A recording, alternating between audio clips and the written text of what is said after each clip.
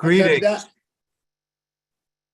Greetings to all of our guests today.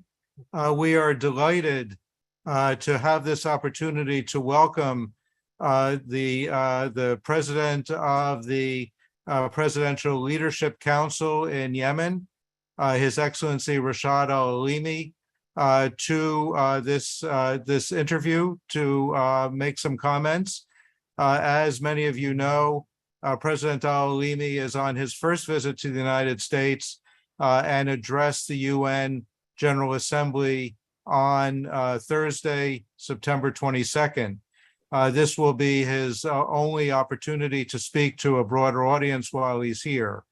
As many of you already know, President al-Alimi has had a long and distinguished career in public service in Yemen, serving previously as the Minister of Interior, as well as the Deputy Prime Minister for Security in the administration of Ali Abdullah Saleh, and then was a member of the National Dialogue Conference during that period.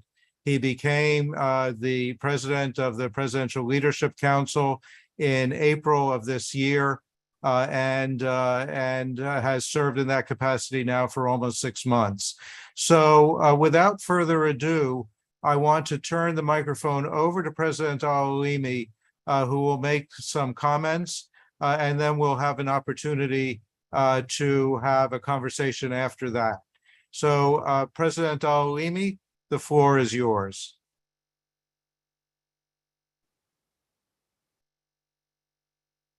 شكرا كثيرا سعادة السفير، وشكرا لهذه الفرصة للحديث من خلال معهد الشرق الأوسط، ونحن نقدر تقديرا عاليا الجهود التي يقوم بها المعهد، وفي مقدمتها سعادة السفير فرشتاين. وأنا تربطني علاقة شخصية بسعادة السفير منذ أن كان سفيرا للولايات المتحدة الأمريكية في صنعاء، وقد عاصر الأحداث التاريخية التي مرت بها اليمن في 2011، وكان له دور رئيسي في التحول في تلك الفترة. هذا التحول الذي تم بناء على المبادرة الخليجية، وتم عقد مؤتمر الحوار الوطني الشامل، والذي كان قصة نجاح للمجتمع الدولي والإقليمي، وكان في مقدمة المهندسين لهذا العمل التاريخي سعادة السفير فرشتاين، باعتباره سفيرا للولايات المتحدة الأمريكية حينها.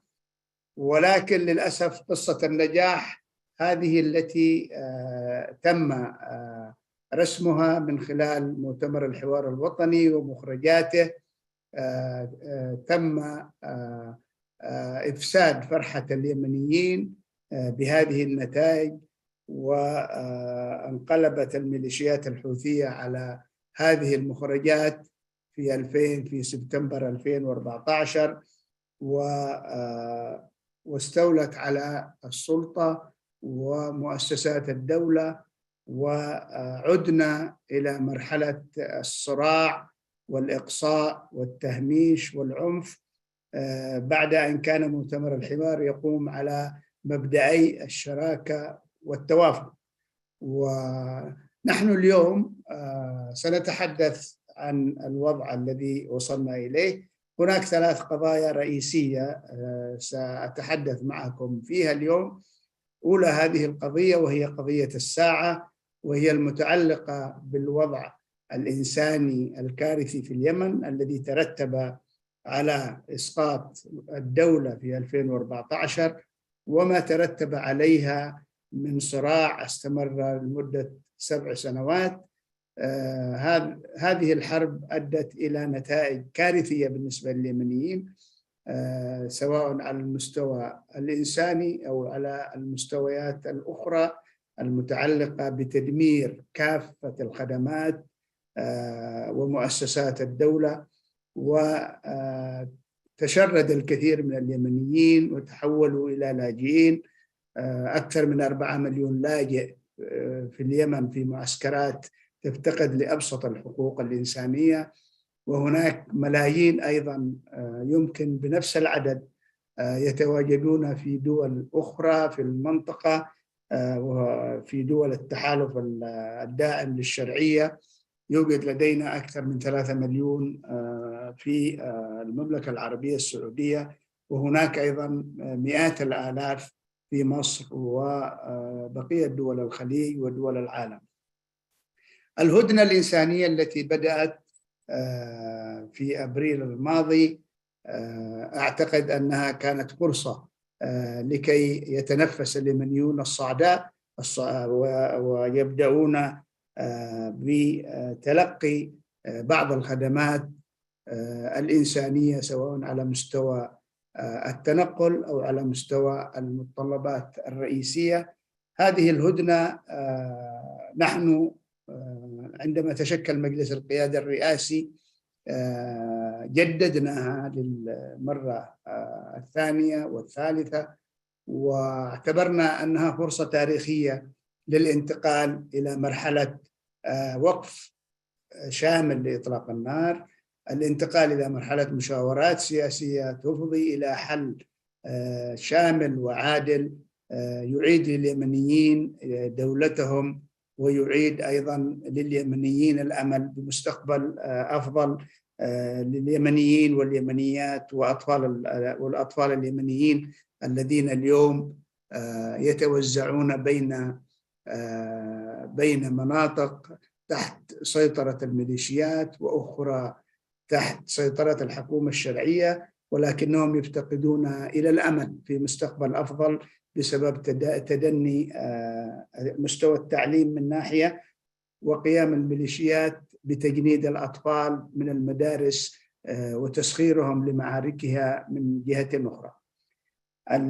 الهدنة اليوم مهددة، وأنتم تعرفون أن الهدنة قامت على 3 عناصر رئيسية. العنصر الأول هو فتح مطار صنعاء ودخول المشتقات النفطية من ميناء الحديدة، والعنصر الثالث وهو فتح الطرق تعز. الحكومة الشرعية قامت بالإيفاء بما التزمت به. اليوم لدينا أكثر من 21,000 غادروا من مطار صنعاء، بالرغم من أن الحوثيين يمنعون الغير موالين لهم من المغادرة من مطار صنعاء. اليوم هناك أكثر من 50 سفينة مشتقات نفطية دخلت من ميناء الحديدة، ولكن حتى هذه اللحظة الحوثيون يمتنعون عن فتح طرق تعز، ولا ندري ما هي المبررات. هناك ضغوط من المجتمع الدولي والمنظمات المعنية بحقوق الإنسان لرفع الحصار عن تعز الذي استمر حتى الآن أكثر من 5 سنوات، ولكن الحوثيين لا زالوا مصرين على عدم فتح الطرق. هناك اليوم ضغوط علينا لاستمرار الهدنة، وهذه الضغوط نحن نأخذها بعين الاعتبار لأنها ضغوط إنسانية بالنسبة لنا. نحن انحزنا للشعب واعتبرنا أن هذه الهدنة وهذه التنازلات التي نقدمها هي من أجل رفع المعاناة عن أخوتنا آبائنا وأمهاتنا وأخواتنا في في في في في المناطق اللي تحت سيطرة الحوثيين. وهذه التنازلات نقدمها اليوم وسنقدمها في المستقبل، ولكن السؤال المطروح هو ما هي العناصر الجديدة التي سيفرضها الحوثيون على تجديد الهدنة؟ نحن بالنسبة لنا الهدنة بالنسبة لنا مكسب لليمنيين جميعا، ولكن لا ينبغي أن تكون هذه الهدنة على حساب تنازلات ومكاسب للميليشيات الحوثية، ولا تكون أيضا مزيد من التمكين للميليشيات، وهذه لا تخدم عملية السلام، ليس بالنسبة لليمنيين ولكن بالنسبة للمنطقة وبالنسبة للعالم وبالنسبة للملاحة الدولية وخطوط الملاحة الدولية. وأنتم تعرفون التصريحات الصادرة من قيادات الحوثيين وأيضا من حزب الله، الذين يعتبرون أن معركتهم القادمة ستكون في باب المندب. نحن نقدم تنازلات من أجل شعبنا، والحوثيون يتكلمون عن انتصار سياسي، يعتبرون أن هذه التنازلات هي انتصار سياسي للميليشيات. نحن لا يهمنا ذلك، ما يهمنا هو أن يستفيد اليمنيون من هذه الهدنة، وبالتالي ليس لدينا مانع في استمرار الهدنة، ولكن ليس بالشروط التي يريد الحوثيون أن يفرضوها كشرط وابتزاز للمجتمع الدولي ليحققوا المزيد من المكاسب. نحن نقول يجب أن يفتحوا طرق تعز، ليس لدينا مانع من تمديد الهدنة الإنسانية، وبالتالي كل القضايا بعد ذلك تخضع للنقاش والحوار. هناك تفاصيل كثيرة أعتقد ليس وقتها مناسب الآن للحديث حولها، فيما يتعلق بالجوازات، بالوثائق، بالمشتقات النفطية، بالمرتبات الموظفين، في قضايا كثيرة. هذا يمكن موضوع الساعة الذي الكل يتحدث عنه، ونحن فعلا يعني لدينا آمال كبيرة في أن تحقق هذه الهدنة، الانتقال إلى مرحلة جديدة من وقف إطلاق نار وسلام دائم وشامل. الموضوع الثاني وهو متعلق بمجلس الرئاسة، مجلس القيادة الرئاسي. أكيد الكل يتساءل مجلس القيادة الرئاسي اليوم أين هو؟ إلى أين وصل؟ ما هي التحديات التي تواجه هذا المجلس؟ طبعا أنتم تعرفون أن المجلس مشكل على قاعدتي التوافق والشراكة، وقاعدة التوافق والشراكة لا شك أنها لها كثير من المتطلبات. هناك مكاسب تحققت لأطراف موجودة معنا في المجلس خلال ال7 سنوات، وهناك شركاء جدد يريدون أن يحققوا ولو جزء من مكاسب من خلال تواجدهم في المجلس. ومهمتي ربما مهمتي مع إخواني في المجلس أن نعمل على تحقيق هذه الشراكة، وأن نعمل على تحقيق أهدافنا المشتركة. أهدافنا المشتركة اليوم تعتمد على هدفين رئيسيين. الهدف الأول هو إعادة بناء مؤسسات الدولة في العاصمة المؤقتة عدن، والهدف الثاني هو تقديم مزيد من الخدمات للمناطق المحررة، والهدف الثالث هو تحسين مستوى معيشة المواطنين من خلال الحفاظ على العملة وغيره. طبعا مجلس القيادة الرئاسي اليوم معني بهذه الأهداف، هي استعادة الدولة بشكل رئيسي، واستعادة الدولة كما قلنا من أول يوم نحن دعاة سلام ولسنا دعاة حرب، ولا زلنا نأمل على أن يكون هناك محادثات سلام قادمة يستحق بها اليمنيون أن يستعيدوا دولتهم، وأن يكون نظامهم السياسي قائم على مشاركة واسعة من كل اليمنيين واليمنيات، ولأن احتكار السلطة وفرض أمر واقع من أي طرف لا شك أنه غير مقبول من كافة اليمنيين. نحن تجاوزنا الكثير من التحديات في المجلس. هناك أحداث حصلت في شبوة، وهناك أحداث حصلت في أبين، وستأتي حوادث أخرى وستأتي مشكلات أخرى، ولكن نحن نؤكد لكم أننا على تواصل دائم في إطار مجلس القيادة الرئاسي، ولدينا اجتماع قادم لأعضاء المجلس خلال الأسبوع القادم، وأنا متأكد أننا سنتجاوز الكثير من التحديات التي تواجه المجلس، لأن مهمتنا الرئيسية اليوم هو أن نبحث عن المشتركات فيما بيننا، وأن نؤجل أي خلافات أو تصورات للمستقبل، حيث أننا أولا نستعيد الدولة، ثم بعد ذلك عندما تستعاد الدولة سيتم الحديث عن مستقبل التصورات التي يمكن تكون موجودة عند أي طرف من الأطراف الموجودة معنا والمكونات السياسية الموجودة لدينا. طبعا حققنا بعض المنجزات خلال ال6 أشهر، وأنا لا أعتبرها منجزات، ولكن بسبب الأوضاع التي تعيشها اليمن أنا أعتبرها منجزات. نحن عدنا إلى عدن، استقرت مؤسسات الدولة في عدن بكافة سلطاتها، عاد مجلس القيادة وعادت الحكومة وعاد مجلس النواب وعاد مجلس الشورى، عدنا بناء المؤسسات الأمنية والعسكرية، شكلنا لجنة أمنية وعسكرية، شكلنا لجان أمنية لإعادة ترتيب الأوضاع الأمنية على المستوى المركزي والمستوى المحلي في عدن. قمنا بإعادة تشكيل مجلس القضاء الأعلى، وفعلنا المؤسسات القضائية التي توقفت لمدة 2 سنين. اليوم القضاء يقوم بدوره، وهذه من أهم القضايا الرئيسية التي عملناها.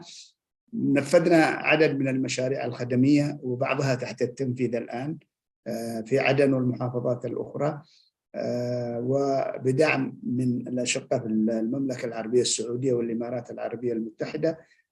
لدينا دعم أيضا إنساني وإغاثي في مقدمة هذه الدول الولايات المتحدة الأمريكية التي قدمت أكثر من $1 مليار، وهناك مساعدات أيضا من الاتحاد الأوروبي والمملكة المتحدة وبعض الدول الأخرى. اليوم مهمتنا كبيرة بالنسبة لإعادة الحياة إلى اليمنيين. فعلنا أيضا مؤسسات مكافحة الفساد، شكلنا لجنة غسيل الأموال في البنك المركزي، أعدنا تشكيل البنك المركزي، تشكيل مجلس الإدارة ومؤسسة البنك المركزي. عملنا على نعمل الآن على إعادة ترتيب الأوضاع المتعلقة بمكافحة الإرهاب. لدينا كثير من القضايا التي ينبغي أن نعملها، لأنه تعرفون أن هناك خطر داهم على اليمن، لأن هناك تخاذل بين الميليشيات الحوثية وبين تنظيم القاعدة. تم الإفراج عن عدد كبير من المحكوم عليهم من تنظيم القاعدة من سجون صنعاء، بما في ذلك المحكوم عليهم في قضية المدمرة الأمريكية SS كول، وتحركوا إلى المناطق المحررة للقيام بعمليات إرهابية، وتم مواجهة بين هذه العناصر وبين وحدات مكافحة الإرهاب قبل تقريبا 1.5 شهر وفي الضالع، واستشهد علينا 5 من الضباط والأفراد، في مقدمتهم قائد مكافحة الإرهاب في الضالع، وقتل 8 المهاجمين اللي هم من تنظيم داعش، وكان 2 منهم من الذي تم الإفراج عنهم من سجون صنعاء من قبل الميليشيات الحوثية. نحن نعرف أن هناك قاعدة ينطلقون منها، القاعدة وداعش والحوثيون، وهي فكرة أنهم يعني ضد النصارى وضد اليهود، وأنهم ويكفرون الآخر، وبالتالي هم ينطلقون من قاعدة فكرية واحدة، ويعتبرون الحكومة أنها موالية للغرب، وبالتالي في الحكومة كافرة من وجهة نظر هذه الجماعات، سواء في تنظيم القاعدة أو داعش أو الحوثيين. أعتقد هذا يمكن القضايا الرئيسية الذي حبيت أن أنا أتكلم عنها أمامكم اليوم. من المهم فعلا أن نلقى دعما كبيرا دوليا لمهام مجلس القيادة الرئاسي. مهم أن تدعم الحكومة الشرعية بكل الإمكانيات حتى تستطيع أولا أن تقدم مزيد من الخدمات للمواطنين وحل مشاكلهم، وحتى تستطيع أيضا أن تستعيد الدولة وتعطي نموذج للدولة ومؤسساتها في هذه المناطق التي تحت سيطرة الحكومة. أجدد شكري لكم سعادة السفير وللمشاركين معنا جميعا، وأنا سعيد أنني اليوم تحدث معكم، وكنت حريص على أن أتحدث معك اليوم، ونتمنى إن شاء الله أن نراك قريبا في اليمن.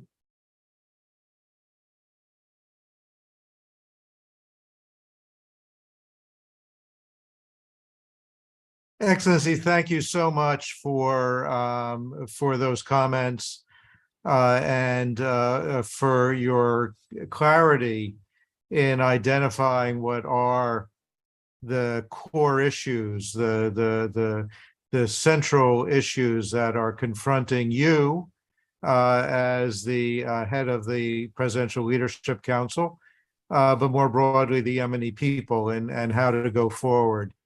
And of course, you touched on, I think, the two issues that are really at the front of everyone's minds right now. One, of course, is, as we all know, this third 2-month truce is coming to an end in just a few days, October 2nd. And the question is, where do we go from here? And I think that you made the point that, of course, the Houthis are making more demands, and yet they have not fulfilled their commitments on Taz and elsewhere that they made even back in April for the first ceasefire. So the question is, where do we go from here? Is there a way forward for additional ceasefires, and how do we make the transition from these ceasefires to a more sustained political process that hopefully will bring an end to this conflict and allow the world to begin to address the humanitarian crisis that you discussed?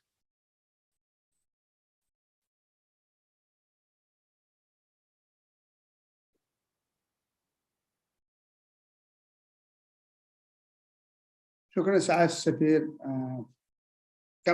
كما تفضلت، نحن نفكر أيضا بالقادم، لأنه ستنتهي الهدنة يوم 2 أكتوبر، وبالتالي ماذا بعد؟ الحوثيون يقدمون مطالب جديدة، في حين كما تفضلت لم يلتزموا بالمطالب بالالتزامات السابقة التي يلتزموا بها. وقبلها في اتفاقية ستوكهولم التزموا بدفع المرتبات من إيرادات ميناء الحديدة، وقاموا بنهب هذه المبالغ المالية من البنك المركزي في الحديدة وصادروا 45 مليار ريال. واليوم هناك مبالغ ضخمة ربما قد تصل إلى 300 مليار خلال ال6 أشهر من دخل المشتقات النفطية. فحولت اليمنيين إلى رهائن لمطالبها الغير مشروعة، وهذه كارثة، مثلما حولت البحر الأحمر والبحر العربي إلى رهينة لصافر. وأنتم تعرفون أن صافر مشكلتها كانت بسيطة للغاية، كان فقط هم يطالبون بقيمة المشتقات النفطية التي في صافر، والحكومة وافقت حينها أن لا مانع أن تحصل الميليشيات على قيمة هذه المشتقات، ثم غيروا رأيهم. واليوم المجتمع الدولي يجمع المبالغ المالية بما في ذلك القطاع الخاص اليمني تبرعوا أيضا ببعض المبالغ، ونتمنى أن لا يغير الحوثيون وجهة نظرهم حول الموضوع صافر. دعنا ننتظر. نحن مع تمديد الهدنة أولا، ليس لدينا مانع من تمديد الهدنة، وإذا كان هناك أي قضايا تطرح أولا ينبغي أن يلتزم الحوثيون بتنفيذ فتح طرق تعز، ثم بعد ذلك إذا هناك قضايا أخرى ممكن تخضع للنقاش أثناء الهدنة التي فعلا نأمل أن يتم تجديدها بعد 2 أكتوبر.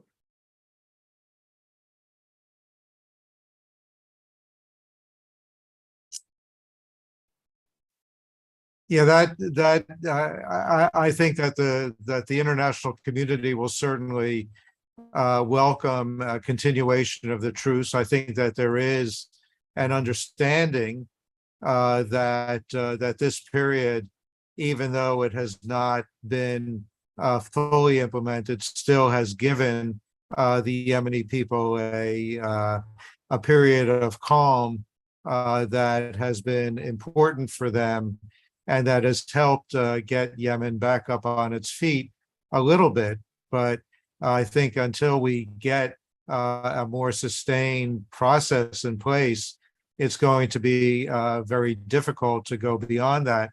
I wanted to ask in that vein, there is, of course, as we all know, there is a global shortage of natural gas. Yemen was an exporter of natural gas, and unfortunately, at a moment where the potential for a great deal of revenue coming to Yemen through the sale of natural gas to Europe or elsewhere is there, there's no agreement that allows the government and the Houthis to permit the resumption of production at Belhof to go from there. Is that something that perhaps is being discussed through Hans Grunberg? Is that an opportunity or an option that might exist that would help pay these revenues, would pay not only civil service salaries, but also could get the Social Fund for Development working again, and other transfers to Yemeni citizens?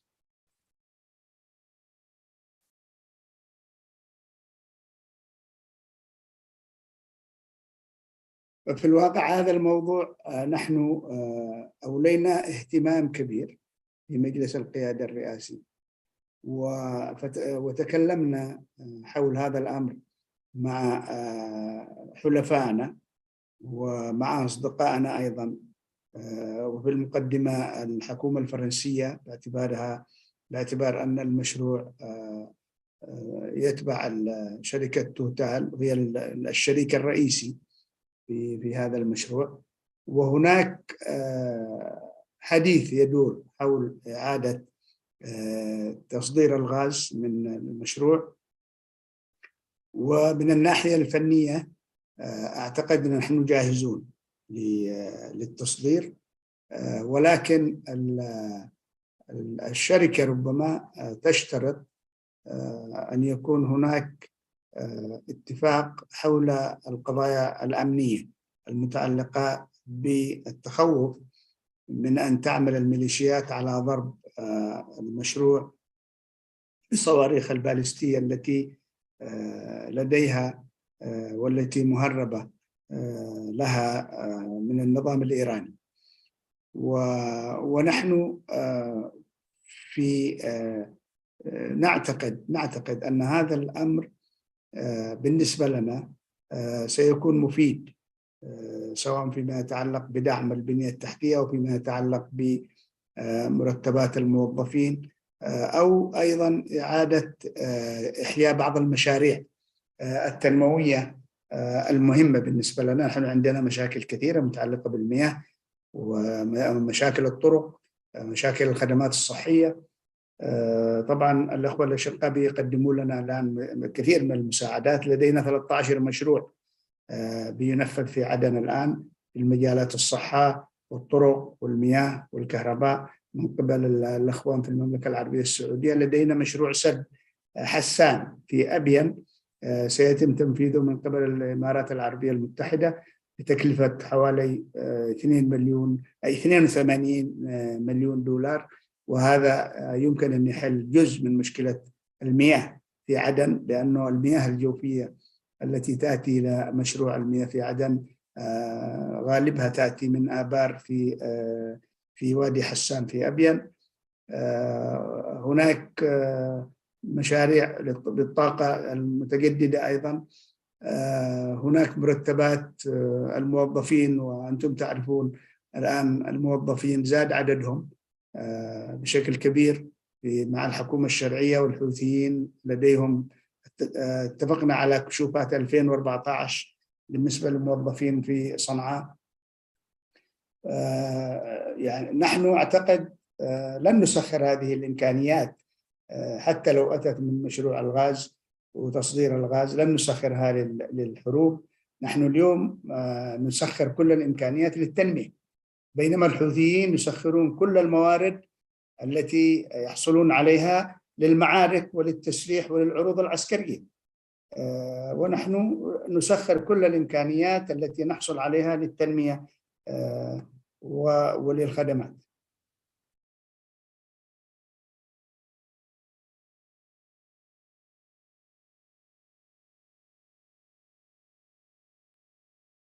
Yes, it's unfortunate. Excellency, we only have a brief period in front of us. I wanted to ask you about two things. One, of course, as you noted, we're almost 6 months into the Presidential Leadership Council.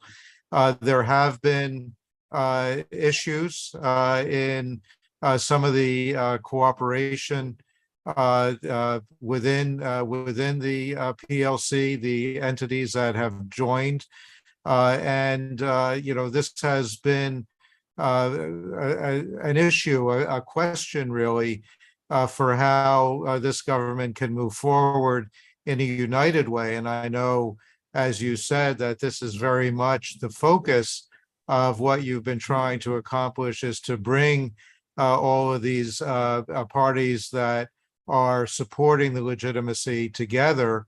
How do we overcome these differences that still exist and make sure that there is a united front before the Houthis, to demonstrate that the people of Yemen really are standing firmly? And then the other question, and you didn't raise this very much, but I did want to ask you, you mentioned the Bab al-Mandeb issue, you mentioned some of these other issues. There is the question of Iran. And I know that this is an area that is of particular concern for you, is the Iranian role in continuing this conflict inside of Yemen. And so if you have any thoughts, if you have any suggestions about how to address the Iranian challenge, how to end Iranian interference in Yemeni affairs. And then if I can ask one last question, and that would be, what advice, what would you like, when you met with Secretary Blinken the other day, what are the things that you would like to see the United States doing more to help support you, to help support the Yemeni people, and to help bring an end to the conflict?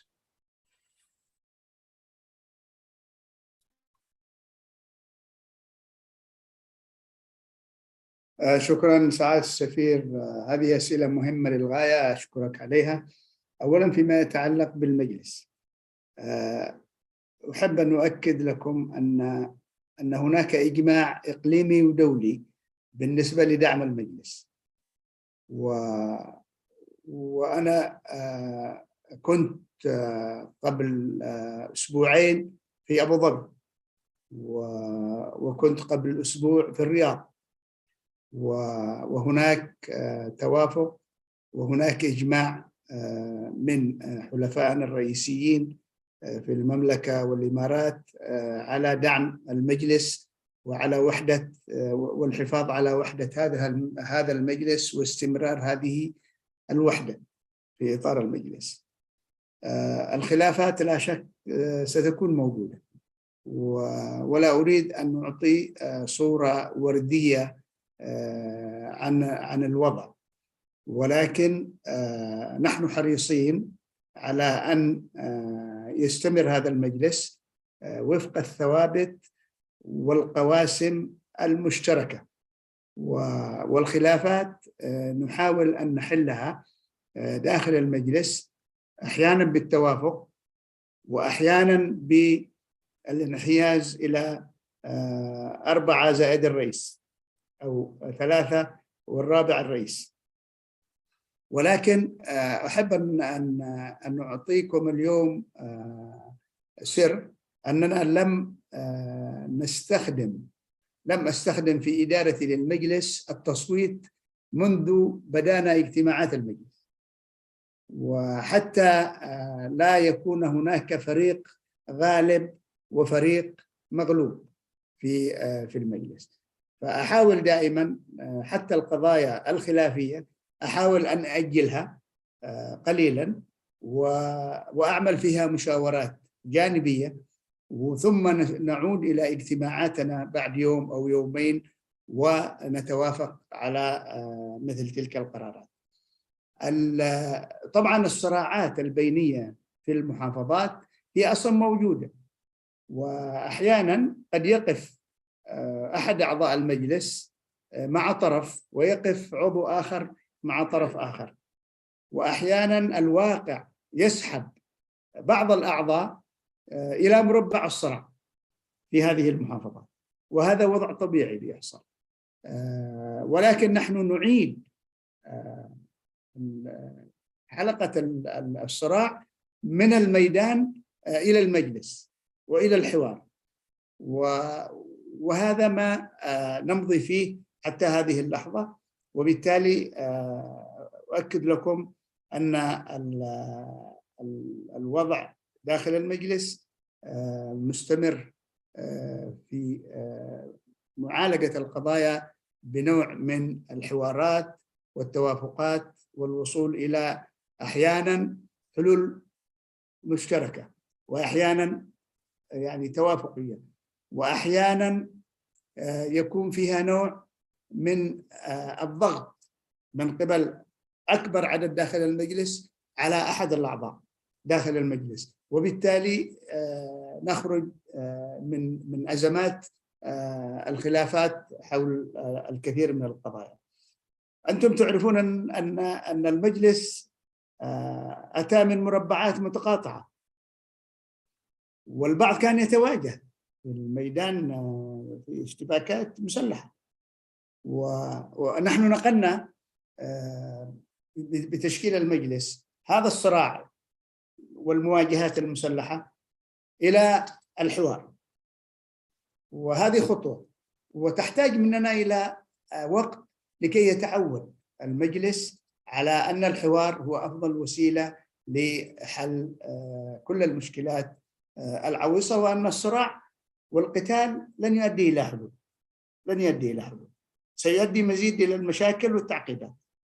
وهذه قناعة لدى أعضاء المجلس من حيث المبدأ أن القتال والصراع المسلح يؤدي إلى خلق مشاكل إضافية، وأن الحوار هو الأسلم لحل كل هذه المشكلات.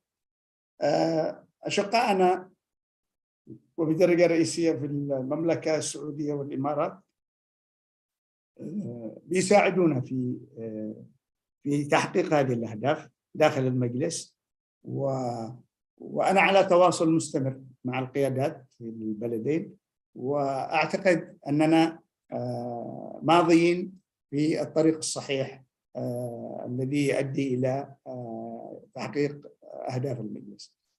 فيما يتعلق بإيران والتدخل، أنا كلمتي كانت واضحة في الجمعية العامة أن إيران بالنسبة لنا بتصدر لنا كل ما هو مدمر. أحيانا كثير من القوى بتعتقد أنه الموضوع صراع بين السعودية وإيران في اليمن، وهذا غير صحيح. نحن أولا تربطنا حدود أكثر من 1400 كيلو مع السعودية. نحن لدينا أكثر من 3 مليون يمني يعملون في المملكة العربية السعودية. نحن يعولون هؤلاء في اليمن أكثر من 10 مليون مواطن، يحولون لليمن أكثر من 4 مليار دولار سنويا. هذه مصالح حقيقية لليمنيين. ونحن لدينا أيضا علاقات ثقافية واجتماعية، ونحن نعتبر مع الشعب اليمني والشعب السعودي متشابك في العادات والتقاليد والنسب، وبعض القبائل جزء منها في اليمن وجزء منها في السعودية. هذه العلاقات اليمن يجني منها فوائد ومصالح اقتصادية، وبالتالي نحن علاقتنا مع المملكة العربية السعودية لأن مصلحة شعبنا مع هذه العلاقة. إيران تبعد عننا 4000 كيلومتر. ماذا صدرت إيران لليمن؟ ملايين الألغام والمسيرات والصواريخ البالستية وزعزعة الاستقرار في اليمن. هذا ما أتت به إيران إلى اليمن. ونحن ليس لدينا مشكلة مع إيران. هي التي تدخلت في شؤوننا الداخلية وحولت اليمن إلى مركز للتوسع، وإلى مركز لتصدير الثورة، وإلى مركز لإيذاء الجيران. وللأسف الحوثيون غلبوا مصالح إيران على مصالح أخوانهم اليمنيين. هذه هي مشكلتنا. يعني الحوثيين بيرتكبوا جريمة في حق الشعب اليمني عندما يغلبون مصلحة إيران على مصالح الشعب. الحد من تدخل إيران هذا ليس بمقدورنا نحن. الذي يستطيع أن يحد من التدخل الإيراني هم المجتمع الدولي والحوثيون، متى غلبوا مصلحة اليمنيين على مصلحة إيران. إذا وقف الحوثيون اليوم ويقولون أنه نحن يمنيون ومصلحة اليمن تهمنا، وغلبوا مصلحة اليمن على مصلحة إيران، هنا لا تستطيع إيران أن تعمل شيء في اليمن. والكرة فيما يتعلق بهذا الأمر هي في ملعب الحوثيون وفي ملعب المجتمع الدولي. وكان تصنيف الحوثيين في قوائم الإرهاب في الولايات المتحدة الأمريكية كانت خطوة فعلا ستحد من هذا التدخل، ليس في اليمن ولكن في أماكن أخرى. ولكن للأسف تم إلغاء هذا القرار في بداية يعني نجاح الديمقراطيين واستلامهم السلطة في البيت الأبيض. وهذا بالنسبة لنا احنا شيء مؤسف، لأنه حزب الله ضمن، يعني ليس هناك فرق بين حزب الله وأنصار الله والحرس الثوري الإيراني. هم كلهم غرفة العمليات في قم، وفي الحرس الثوري الإيراني هي التي تدير هذا المشهد كله، من العراق إلى لبنان إلى سوريا إلى اليمن.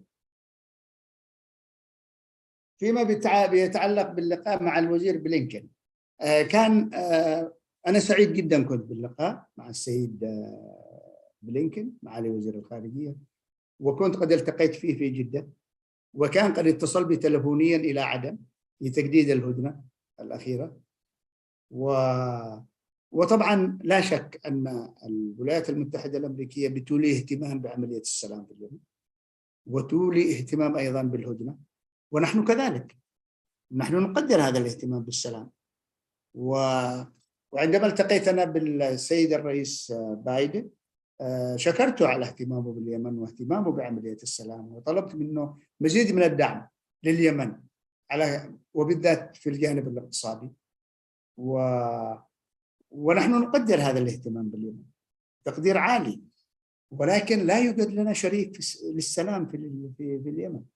الحوثيون ليسوا شريك سلام لا لليمنيين ولا للعالم، مثلما إيران ليست شريك للعالم اليوم في إرساء قواعد النظام الدولي والابتعاد عن التدخل في شؤون الدول الأخرى وعدم التدخل في زعزعة الاستقرار في المنطقة ودعم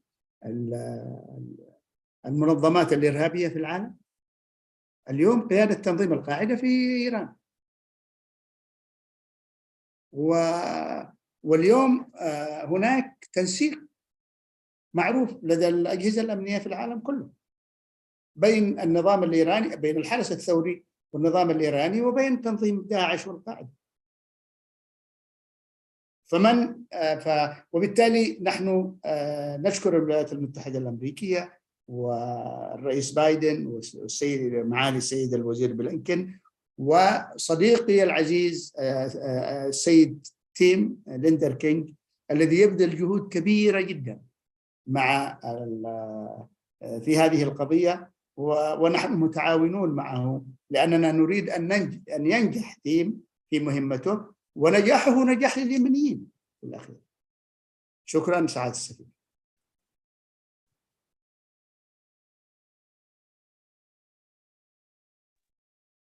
Thank you, Excellency, and thank you so much. You've been extremely generous with your time with us today, and your comments and answering these questions. And I have had the pleasure of working with you for well over 10 years. I can tell you in all honesty that everyone here was delighted when this position of leadership in the new Presidential Leadership Council was placed in your hands.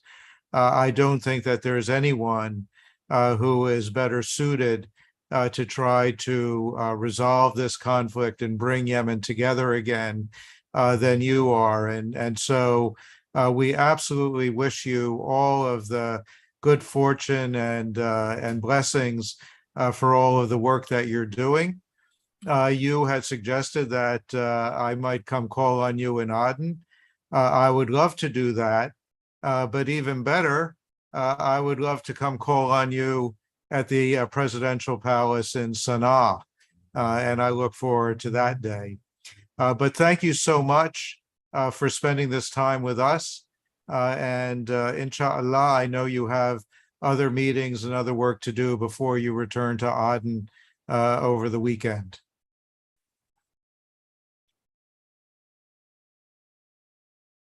شكرا سعادة السفير، ونراك إن شاء الله في عدن وفي صنعاء قريبا.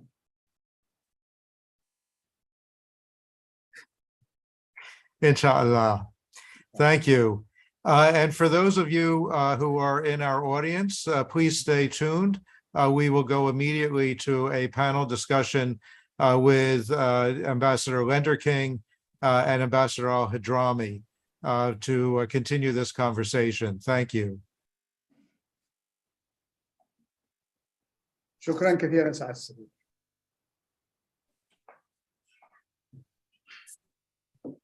Thank you. And now let me continue, as we said, continue this conversation with two good friends of ours, Tim Lenderking, who you all know, appointed as the special envoy for Yemen by President Biden in February of 2021. One of the first actions that the president took when he came into office was to say that we're going to give Tim Lenderking this task.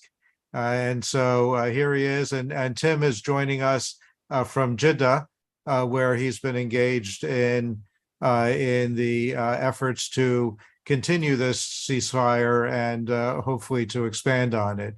Also delighted to have with us His Excellency Mohammed al-Hadrami, who has been Yemen's ambassador here to the United States since earlier this year.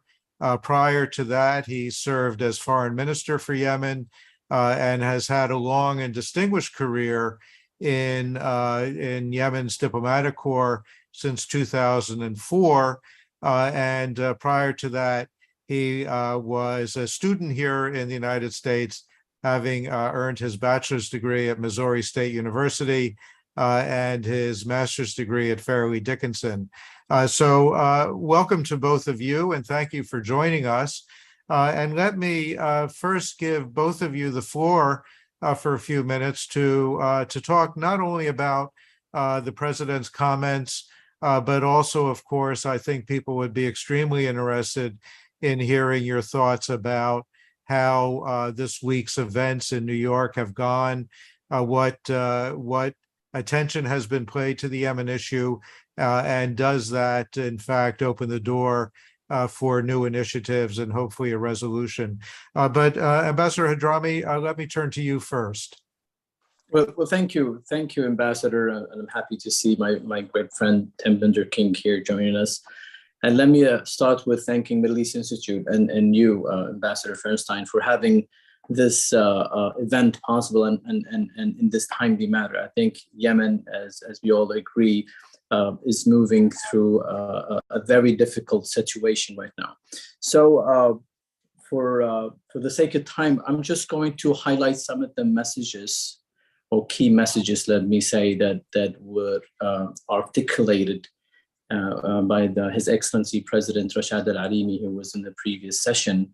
And then perhaps we move into a more interactive dialogue with you and Tim and maybe from the audience. And let me just focus on some of the three messages that I could see are some of the main messages from His Excellency's intervention remarks and the subsequent discussion with you. One, I think, is related to the Presidential Leadership Council unity. You know, the Presidential Leadership Council, as you all know, has a tremendous responsibility. And even though it is facing challenges, it is committed to working as one. And to be frank with you, no one expects or anticipated at the beginning that the Presidential Leadership Council huge task and responsibility would be an easy one. I mean, you heard the president speak about this, and it rings true. But we all know that the unity of purpose of the Presidential Leadership Council is a crucial issue, and the president and all the members are committed to enforcing it. And I think that would make a difference in the months and perhaps the years to come.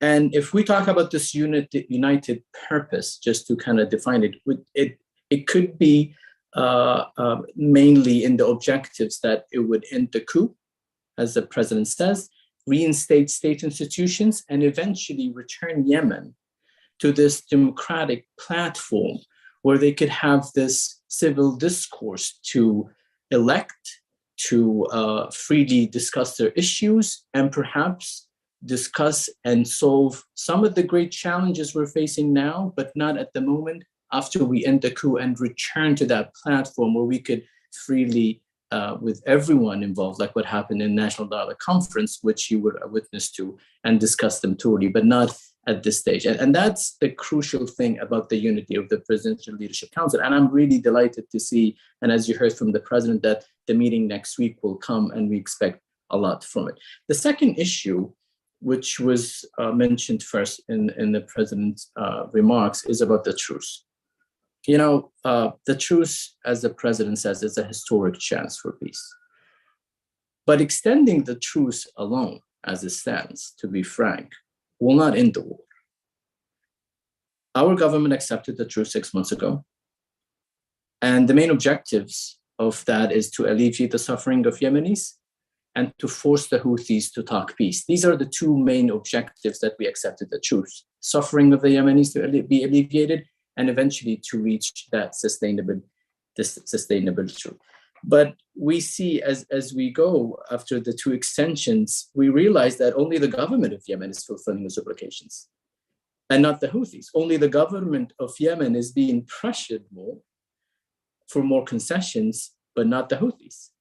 So it is vital to understand that extending the truce itself should not be the goal. It rather should be treated as means to achieve the noble goal, which is just and sustainable peace. And for us, a just and sustainable peace, as I explained, is where we have this platform where we could freely elect, freely discuss, freely engage in the civil discourse to write perhaps a new social contract for Yemen to come. And if that happens, we know it's going to be just, and we know it's going to be sustainable. There are a lot of points, but I wanted to talk about Iran. I think it was a good question that you raised, Ambassador, and I think we need to view the Houthis war in Yemen in part as part of this Iranian, if we will, expansionist project in the region. Because if we don't view it in that angle, I think we'll be missing a lot. You know, Iran's been helping the Houthis for a very long time. And when we know since 2019, they had this Jihan 1 and Jihan 2, two big ships full of weapons. And we were actually in the National Dialogue Conference. So you see, the Houthis would not have been able to do what they're doing now without the support of Hezbollah, without the support of Iran, both in terms of technical expertise, missiles, drones, you name it. So this needs to be dealt from that angle. And as the president says, only the international community, and of course the Houthis, can actually solve this problem. We know the Houthis' view on it. And I think, which is really important to mention now, the JCPOA is a very important tool to send a good signal for Iran that they need to watch their malign activities in the region, and they need to stop supporting not only the Houthis, but other militias in the region if we are to reach a peaceful Middle East in Yemen and elsewhere. I'm going to stop here, Ambassador, and then perhaps engage in more specifics about the truth or any other questions as we go. Thank you. Thank you, Excellency. And let me turn to Tim, because not only is he the long-serving now senior special envoy for Yemen, but Tim is in Jeddah as we speak, and has been engaged in these negotiations, these dialogues about the truce and where we go from here. And then also, Tim, if you wanted to talk for a moment or two about the U.S. perspective on the meetings in New York, and also, of course, the outstanding work that you and others have done in trying to move the ball on the Safar crisis and get that issue resolved. Thanks very much, Ambassador Firestein and Ambassador al-Hadrami. It's great to be with you. Two experts and people who really care about the Yemeni people. As we heard from His Excellency, Dr. Rashad al-Alimi, I had the chance to spend some time with him this week in New York, very valuable, with Secretary Blinken, and then on my own. And one point I think that really comes through is that the PLC, the Presidential Leadership Council, is a very important development. When we look at the progress of the war or the trajectory of the war of the last 7-8 years, actually having a governmental entity like this that is really pushing unity under a lot of great challenges under the leadership of Rashad al-Alimi, I think is a significant asset, in not only for the United States, but in terms of ending the war. And I think the UN General Assembly this week was an excellent platform for Yemen to be raised, and amidst so many other issues that are really demanding the world's attention. I mean, food insecurity, Ukraine conflict, COVID, and climate change, UN reform. But as I told His Excellency, the chairman of the Presidential Leadership Council, it was so important for him to be here and to have meetings with our leadership, but also with the world leadership, and to have that stage at the UN General Assembly yesterday to talk about the conflict in Yemen, but also to meet, the King of Jordan and other GCC countries, and to get a lot of support, I think, which is overwhelmingly what I heard from every meeting that I had that pertained to Yemen And that includes meetings that I had with representatives from Russia and China. So when we talk about the various instruments that come to bear on this vexing problem and crisis in Yemen, there is a very strong international consensus that the war must end, that it must end through dialogue and political means, that there is no military solution. Frankly, I'm glad that we have this convergence within the P5 that was reaffirmed in meetings I attended, but also among the regional countries around the Gulf and around the Middle East. Secretary this morning chaired a GCC, the Gulf Cooperation Council, plus the 3 countries whom had participated in the president's meetings in Jeddah, Iraq, Jordan, and Egypt, joined on this occasion by Yemen. After all, if Yemen is to be on the agenda, shouldn't a senior official from the Yemen government be present? So we were delighted to welcome His Excellency, the Foreign Minister of Yemen, Awad bin Mubarak, to this breakfast meeting this morning with these other regional leaders. And I think that sort of typifies the prominence that Yemen gets, again, amidst a great demand to focus on many other global issues that are also very deserving. So an excellent opportunity, I felt, at the UN General Assembly. Similarly, on Wednesday, there was a terrific milestone reached regarding the Safar tanker. This is, of course, the vessel that has been off the coast of Yemen for 40 years, and it's filled with 1.1 million barrels of oil. It's an old and aging ship. It is long past its prime. It's considered a dead ship. The motors and the mechanisms on board the ship have died. There's really no maintenance, and there's a great danger that the ship could break up and spill that oil 4 times the amount that the Exxon Valdez spilled off the coast of Alaska in 1989. So it's a very serious problem. And on Wednesday, we joined with the Germans and the Dutch, and of course, the Yemen foreign minister was there as well, to herald that the funding target to move that oil onto a more secure vessel had been reached through a lot of hard work from many different countries, from the UN humanitarian coordinator. The private sector came through with some pledges. The environmental community came through with strong endorsements. And so we were very pleased to announce that the operation to offload this oil will take place this year and remove this immediate environmental threat. There's more to be done. The pledges have to be dispersed. That's all true. And that does need to happen. And we'll need some additional funding for the second phase of disposing of the oil, getting it off the water, and towing away the Safar tanker. But this was a very important development. And I think it sort of typifies the fact that there are positive developments in Yemen now. I agree with the previous speakers that the truce is highly imperfect.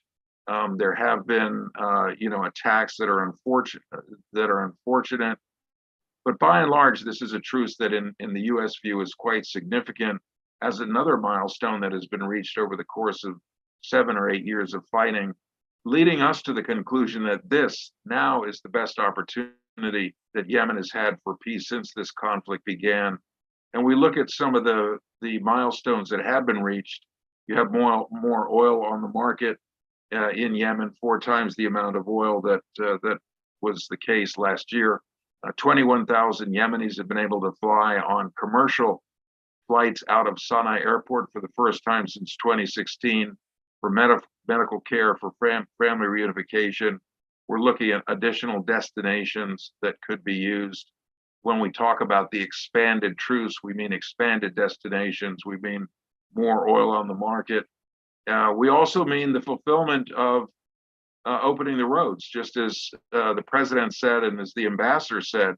The Houthis haven't fulfilled the terms of the truce here. Rather than opening roads in Taiz, which is Yemen's 3rd largest city, and which has its own humanitarian crisis due to the population living under siege-like conditions imposed by the Houthis, these roads should be open.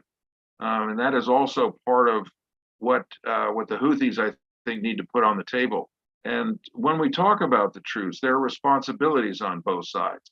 There are risks that leaders on both sides will have to take if the truce is to be sustained, and what we hope the part of the United States and what I hear 100% support for here in Jeddah is the extension and the expansion of the truce. So on October 2nd, we should not be seeing a situation in which Yemen falls off the cliff and returns to war, but rather that the leaders of the conflict parties come forward, as the Yemen government has said to us privately, in full support of the expansion of the truce.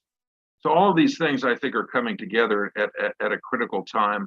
The UN Special Envoy is in the process of circulating a new proposal that sort of weaves together the roads, the ports, the airline destinations, and we're looking for support from both the Yemen government and the Houthis, Saudi-led coalition as well, for this proposal. Obviously, there are going to be areas of disagreement, and those should go forward to the UN envoy so that he can do shuttle diplomacy as the Security Council has asked him to do, talk to the parties, make the necessary adjustments, and hopefully by the end of this month, which is coming very soon, be able to announce that the truce is continuing. Because again, I think we've all agreed that there isn't a military solution here. I think the Yemeni people are going to be the most disappointed if shots start firing and cross-border activity takes place again across the Yemen-Saudi border, from Yemen into the UAE and other countries. I think the region's tired of this conflict in the sense of the amount of destruction and the misery, I think, that the Yemeni people have had to endure. And now there is, through moments like having, Rashad al-Alimi here in New York, and you're giving him this platform to talk to so many people today, really shines the light on Yemen when it could be shown in so many different ways. And we really have to take advantage of the momentum that has come about in the last few months, building on the PLC's commitment to this effort, and the good work of the ambassador here and the UN envoy and other officials to really drive this moment forward. So thank you again, and delighted to be with you both, and to thank again His Excellency for joining this program. Back to you, Jerry. Thanks, Tim, and absolutely, I think it was a great opportunity for people to meet, maybe for the first time, Rashad al-Alimi, and to hear him present his views so clearly and articulately. If I could stay with you for one more second, because you, of course, have worked very closely with Hans Grunberg since he became the special envoy, with Martin Griffiths before that. Understood, of course, that we do want, at the very least, to see a continuation of this ceasefire that's been in place. As you said quite correctly, it's not 100% perfect, but it certainly has given millions of Yemenis a respite from the fighting, from the bombing and elsewise. But there is still that question of the transition, and even when you talk about some of the things that Hans Grunberg is going to put on the table, there is still no political horizon there. So, what's your estimate of the capacity, really, to move beyond simply these confidence-building measures that have really been the focus until now, to get down to some of the core issues that are needed in order to get to a sustainable peace? Yeah, this is a key issue, Ambassador. I'm glad you raised it, and so did Ambassador al-Hadrami, and I think he made an excellent point, and it's very much the way that the United States sees this as well. But while we do think the truce is significant, and the fact that it started in April, was extended in June, was extended for the second time in August, but it's only the beginning, right? It's really only the warm-up act here. What we're really keen to see is exactly what the ambassador said here. We need to get to the durable ceasefire, and not a truce which is fragile, but a durable ceasefire where you have the mechanics of an operations room, and you have the two sides in regular contact with each other, ideally at sort of an operations center where when there are inevitable violations that they can be dealt with immediately. And so, these violations can be managed and don't, totally inflame the situation and tip it over. So I think that, moving to the durable ceasefire, but ultimately the political negotiations, which I think Yemenis so desperately want, which is the opportunity, I think, to come together again, as they did during the national dialogue, where you, Jerry, were present, and were such a positive force.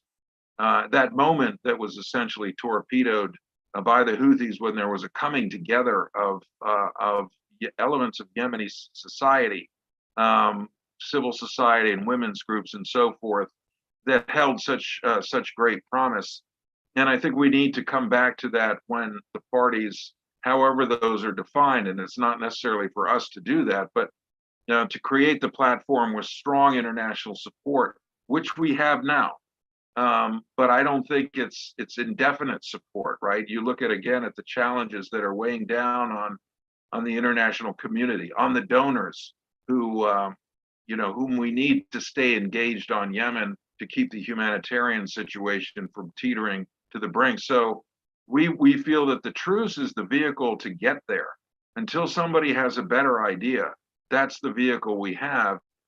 And so on October 2nd, let's say when it's extended and expanded and gives us a little bit more diplomatic space to work on these two goals, the durable ceasefire and the political dialogue, that's how I think we're to get there. It starts with a certain amount of confidence building. And I look at meetings of the military commission, which, from the Houthi side, from the Yemen government side, the Saudi-led coalition, these representatives at the technical military level met 3 times in Amman, Jordan, in the past couple of months. Yes, there were raised voices. There was pounding on the table. There were threats to storm out, but they also, smoked shisha together. They broke bread together. These are important things from elements who have been such strong combatants over the last 7 years. So I don't knock that. I appreciate that. I also think it's not enough, and there has to be sort of,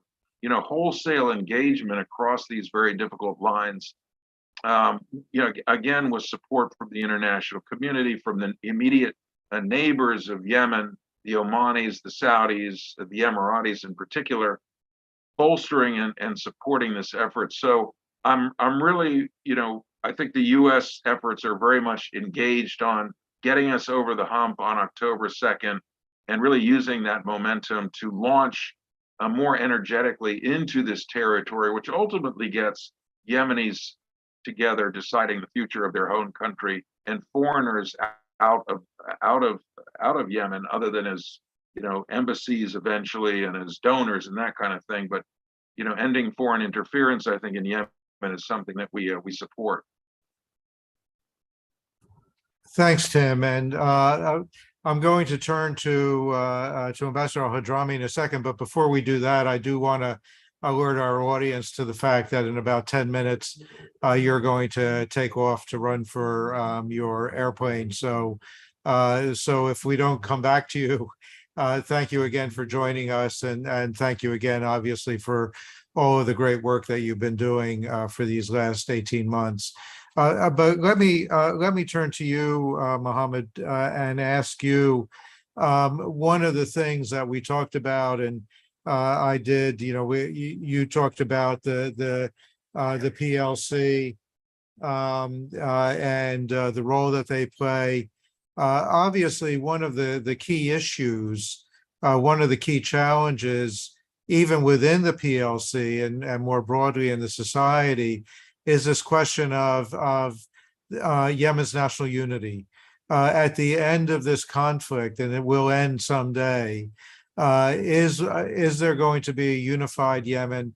What is the role of the Presidential Leadership Council, of President al-Alimi, in trying to ensure that we do As the president said, you know, that the PLC is committed to the implementation of UNSCR 2216. That does speak to Yemen's territorial integrity. How are we going to ensure that at the end of this process, we come out with a unified Yemen?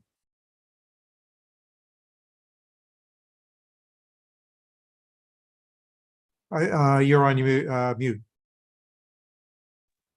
Well, thank you very much for the question. Of course, the sovereign question and unity of Yemen is one of the main issues, and as you remember, it was one of the main subjects that was debated, talked about, and solutions were brought forth at the National Dialogue Conference during the 10 long months, dialogue. And I think, and I believe that it is a very important issue that needs to be dealt with. But as the president has said, the Presidential Leadership Council's role now is to end the coup and return to that transitional period where the sovereign question and other questions perhaps would be dealt with then. Because if you look at it right now, we have brought forth so many just solutions within the National Dialogue Conference. Perhaps they're not perfect, but they were the best solutions Yemenis could come up with during that time. It doesn't mean that we don't have to go back and look at them again. However, this is not the time for it. And I think that there is a general agreement within the Presidential Leadership Council to focus on ending the war, ending the coup, ending the intervention of Iranians within Yemen, so we could get to that platform I talked about where everyone, including the Southrons, could talk about their grievances, what they need to do, and then talk about Yemen as united, whether it's in a federal state, 4, 6, those all this could be talked to in the civil discourse once we end the coup. We can't now talk about such questions where we have the Houthis trying to get to Marib, where we have the Houthis that are actually sieging on Taiz and trying to threaten so many millions of Yemenis everywhere. I don't think it is the right time. And I'm happy to say that when we talk to the Presidential Council, including the members, that they all of them share that we need to talk about it, but it's not the time to do so right now. So I think that is the right approach at the moment for this. And just to get to one of the point that Tim, because he's still around and I know he has to catch a flight, we do want to extend the truce. I mean, we want to end the fighting today. You have to realize that the only one who could end the fighting is the Houthis, because they're the one who started it to begin with. If the Houthis decide to end the war today, I guarantee you we could be back in Sana'a by next week. It's all in their hands. The problem is they don't want to talk peace. They don't want to concede and share power. And we have seen it over and over again. The Houthis are experts in hijacking issues for their benefits. Safir is one example. Sana'a Airport is a case in point, and I can talk about that for a very long time. And also the siege in Taiz. And we have to realize that the signals from outside would influence this. And that comes also to the Iranian influence. In Kuwait, we were there, but they didn't see the picture. And they were greedy, and they moved forward. So we want to extend the truce. But as it stands right now, it reminds me of Stockholm, to be honest with you. Back in 2018, I could see the same thing happening again today. We were pressured. We need to solve the Hudaydah issue. The Hudaydah agreement is good. It was vague. 13 points was not clear enough. We raised it. We were pressured. And we said, everything's going to be okay. Well, 4 years later, you see where Hudaydah is. The Maha is hijacked, and we don't see a resolution to it. So I honestly don't want to see the truce going that route, where the Houthis renege, and then we're pressured to concede, and then we move on, and then we will get surprised after a year or 6 months that we don't have this just and sustainable peace. Well, because the Houthis are not doing what they're supposed to do. And if the Houthis would ask something and get it for free, and then we move on because the international community is pressuring the responsible party, the party that is recognized in the world and comes to the UN. It's easy to pressure. But I think the international community needs to understand, if we want to reach a peaceful solution in Yemen, they need to start pressuring the Houthis and the Iranians as well, because they would have a say in what the Houthis continue to do. I think, and that's, I think that you've put your finger on this issue, and so I guess the question is how. I think that we can all agree, if you look at the track record of the Houthis, and not only since 2014, you can go all the way back to 2004. You can look at the 6 rounds of conflict between the Houthis and the government when Ali Abdullah Saleh was in power, where, consistently the Houthis reach agreements and then they violate the agreements. You can look at September 2014, the Peace and National Partnership Agreement. You can look at Stockholm. You can look at the Hodeidah Agreement. You can look at these ceasefires. And there is a well-established track record of the Houthis not living up to their commitments, and in fact, renouncing them as soon as the ink was dried. And so the question is, how do you change that calculation? How do you talk about pressuring the Houthis? What is the pressure point that will make the Houthis change? One of the questions that we have from the audience is, is the PLC prepared to go back to military conflict with the Houthis if these ceasefires don't work? Nobody wants to see that. Nobody would think that that's a good strategy for the way forward. And yet, what is the alternative? If I may, well, it's a very important question, Ambassador.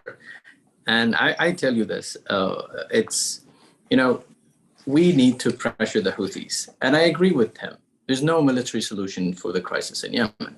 However, there will be no peace without military pressure. So military solution and military pressure, they're two different things. So the how, in my personal belief, is to have a plan B. When the first week of the Presidential Leadership Council, the president in his first speech says this is a council of peace, but also a council of power. So you have to have the tendency in extending your hand for peace, but you do have to have something else in the other hand. Otherwise, the Houthis will never come to peace. So yes, we do have to have a plan B if nothing happens. And unfortunately, we would have to go to war. I mean, it's really hard to see it otherwise. We will not, myself, and I know the government and the president, accept a Yemen where the Houthis are dominating with this ideology. I will not accept a future where my kids and their kids are put in a place where they believe that small sect have the divine right to rule from God, and all of this ideology that comes, and now they're trying to shove the throat of all Yemenis, even in schools. They started in some areas, and now they're teaching death to America even in elementary school and then middle school. And you would find ourselves within 10 years, if this is not solved, with indoctrinated kids hating the West and America, and then it would be very hard to fix. I always say the hard work starts when the war ends, which is rebuilding Yemen. And I'm not just talking about the infrastructure and the lives and the schools and the jobs. I'm talking about the social cohesion, these things that you can't fix very quickly. Yemen is not a sectarian war. As the president says, it's not a war between Saudi and Iran in Yemen, but the Houthis are changing that as we speak. So when I spoke a few years back and says, well, no, this is a misconception, Yemen is not a sectarian war. Well, I see what they're teaching in school, and God knows what would happen next year when people really believe that Shia and Sunnah would be fighting in Yemen, something that you'd never heard before. So how to end this? We need to have a plan B. We do need to have a plan B. Military pressure works because it would send the right signals to the Houthis that you need to cut your losses and take what you have. If they don't see this, then they will not be able to. I mean, they don't have enough money to pay salaries, and yet they have this parades that cost billions of Yemeni riyals just to show force. I mean, they need to listen and to hear to some of the strong messages. And we do like some of the messages we heard from Secretary Blinken and from President Biden on this. And I think that needs to be repeated. Thank you. Thanks, Mohammed. And I think Tim has left as he told us he would need to. So let me ask you a couple of other questions in the time that we have left. One, there was some discussion, and I think the president made reference in his speech at the General Assembly yesterday about the impact of climate change on Yemen. And I think that with everything else going on in the world right now, there hasn't been as much attention paid to that. We've seen, of course, the terrible monsoon rains in Pakistan, but Yemen has also suffered this year from climate-related weather issues, and I think that it would be helpful if you could talk and explain to people exactly what's been going on and what the impacts have been about climate in Yemen. And then the other thing is if you could talk a little bit more. And again, we know because of the fallout from the Russian aggression against Ukraine, the global crisis of food insecurity has hit countries like Yemen particularly hard, and so it's not only the direct consequences of food exports, but also the overall challenge of the international community to try to address all of the various humanitarian crises around the world, and the effect that that's having on the ability to continue to help the Yemeni people survive during this period of prolonged conflict. So I think that people need to hear, people should hear about some of these impacts on Yemen from these global phenomena. Yeah, you know, climate change is the crisis that is facing everyone, and it's a tragedy that now you don't hear me talking about joining the UNFCCC adaptation fund or mitigation efforts, which Yemen actually should be sending huge delegations to deal with, which would help us, least developed countries, in both mitigating the climate change. You see the torrential rains and others. Some could be good, but without having this ability to benefit from it, it's really hard to see how we can go forward. And with this mechanisms, like the COP is coming soon, and the UNFCCC dealing with so many things that would help countries like us in terms of adaptation, green funds. We don't have the ability now to be able to engage as we should Yemen now because of the war. So it's unfortunate how the war is distracting so much needed attention to so many vital issues that would affect us in the future. And we have the tools to deal with them now, but we lack the ability or the resources or the attention to actually pay more attention to that. That's a bit tragic. Food security is another issue. And as you said rightfully, I mean, Yemen, before the Russia-Ukrainian war, was receiving close to 47 of its imports, which is 95% of what we consume from that region, both from Russia and Ukraine. If you had asked me this question just 3 months ago, I would be very concerned because we were panicking. We didn't have enough for a month or two back then because all of a sudden is cut. And you know, in Yemen, private sector is actually importing. It's not the government anymore. So it is a bit different. And then we see the effect kind of follows in when merchants try to get these food from elsewhere. it becomes pricey, it becomes a commodity, and hoarding was a problem. We have countries that banned the exports of wheat, and we suffered so much to actually find replacements. I know the US and USA tried to help us a lot in this, but I'm happy that just a month ago we had a release, one ship from the region because of the Turkish intervention and agreement. And we had managed to get some replacements for the ships that, for example, we were supposed to get from India. And because of the ban back in May, we couldn't get them. So we were facing the Houthis, facing the humanitarian crisis, and at the same time, finding ourselves facing a huge problem like food security, where people in the past, we were saying, shelves are full, but people cannot afford them because of inflation, because they don't have salaries. We were at a point where we would be actually saying, well, they can't afford it, and it's not even in a shelf anymore. So I'm hoping that we pass this problem now, and I hope that in the future they would find, and we were supported by the US and others, that they would either help put pressure on some countries to give Yemen exceptions, or probably find ways to our private sector, was just really working so hard in Yemen. My hat is off to them to support this vital issue that you mentioned.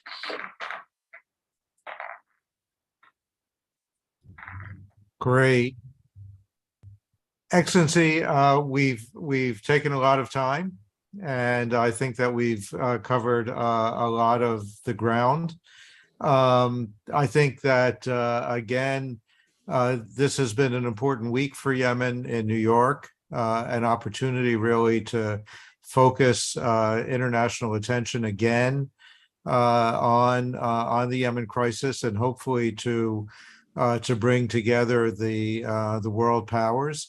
I thought that one of the comments that Tim made was important, and that is, when I was in Yemen, one of the reasons I think that that we were relatively successful in bringing a transition plan to the table that the Yemenis negotiated, and the role that the international community played in supporting that negotiation effort depended an awful lot on the fact that there was a consensus within the permanent 5 members of the Security Council that we all agreed on the importance of finding a peaceful resolution of the political crisis in Yemen in 2011. And at a moment in time when the international community is so divided, when we are in the middle of a very difficult period with the Russians over Ukraine invasion, where there's obvious tension between the United States and China.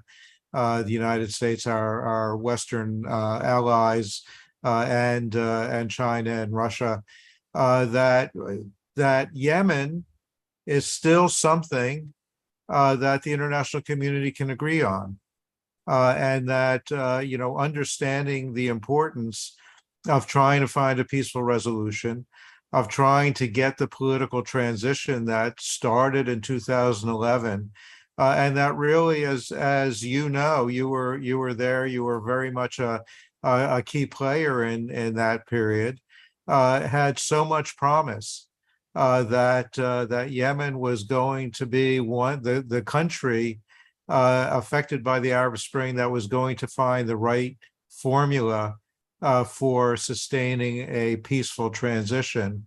And yet to look at the situation we're in today, 8 years later, and the terrible tragedy that's befallen the Yemeni people, to sustain the international community support, to try to find a way out of this, to try to help Yemen get back up on its feet, and to achieve the kind of peace and political way forward that we all hoped for 11 years ago, I think is something that is positive and hopeful for the future.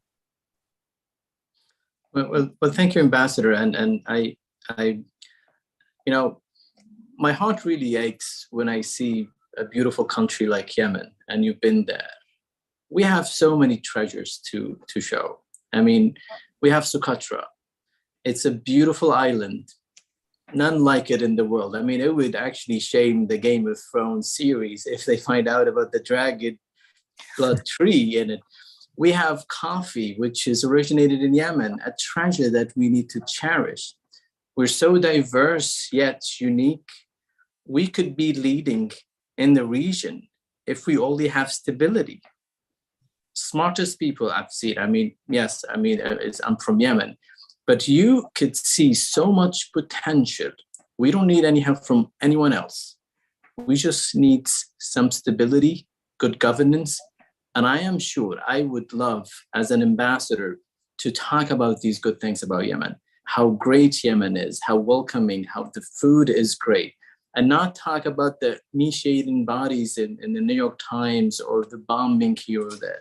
It really breaks my heart to see a beautiful country like my own suffers for so long just for the greed of a few. And thank you very much, Ambassador, for having us today. Thank you, Excellency, and have a safe trip back to Washington. And we will, inshallah, see you soon. Take care. Thank you very much. Thank you.